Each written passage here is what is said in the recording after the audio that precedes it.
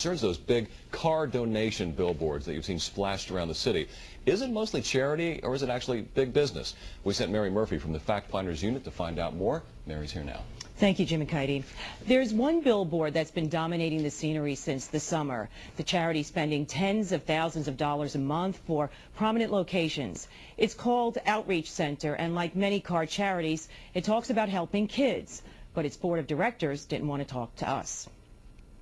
We were among the first to do billboards. What's been proven is that this is a very effective way of attracting real donors to contribute their cars. Fadi Sahar, a marketing consultant from Philadelphia, is now the voice for the Brooklyn-based Outreach Center. And if you drive on any major highway or road in the 5 boroughs, from the Cross Bronx Expressway to the Van Wyck in Queens, you've seen the center's billboards vowing to turn vehicle donations into dollars for charity. Your junk car could be a child's good fortune. A massive publicity campaign from a small synagogue in Brooklyn. They can get cars from around the country. All they have to do is call a wrecking yard and pick up the car. Scott Rinder, whose family has proudly been in the scrap metal business for 60 years, does not work with Outreach Center. But he says there's a reason the competition among car donation charities is now so intense. High demand for U.S. steel, copper, and aluminum. Well, the material is being shipped to China. Pricing is gone through the roof because of the economy in China and Japan. A car's radiator can yield aluminum, copper, and steel, and copper is doing especially well now in the metals market. A car can bring anywhere from $150 to $600–700 a car. It can go as high as $1,000. We're talking a junk car. So how many does Outreach Center take in? On a national basis, about 3,000 cars a month. If you do some basic math, that's a minimum of $300,000 a month in scrap metal potential and a possible maximum of $2 to $3 million monthly, money that would likely get split between different entities, including auto salvage yards, scrap metal companies, and the charity. The Outreach Center, housed in a nondescript tan building on Avenue K in Brooklyn, features testimonial letters on its website from charities it's donated to.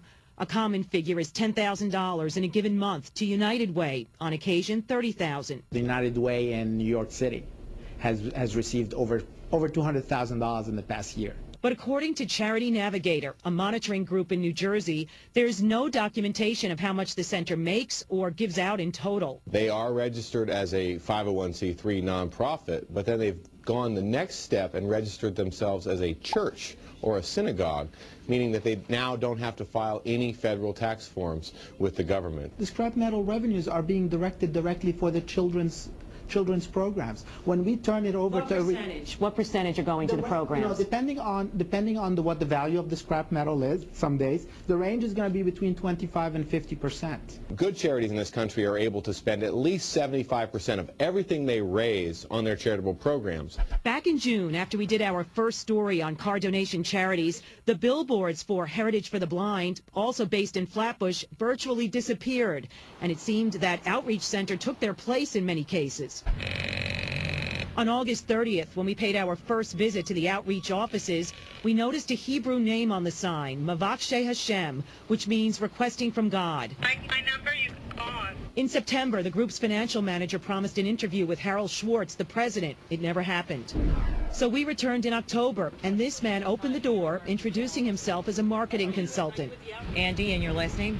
Andy Markowitz. Andy Markowitz. Okay. Do you work with Mr. Schwartz? No, I do work with Mr. Schwartz, but he's not available for a comment. He would be willing to sit down with you if you'd schedule a time. The next day, CW11 heard from Fadi Sahar, who has handled accounts for Mobil Corporation, Haynes, and Hefty Food Storage, according to his firm's website. I would not characterize the leadership of this organization as wealthy or self-enriching by any means. This past Friday, we asked some of the men attending synagogue if Mr. Schwartz was coming. As far as I know, he never comes over here.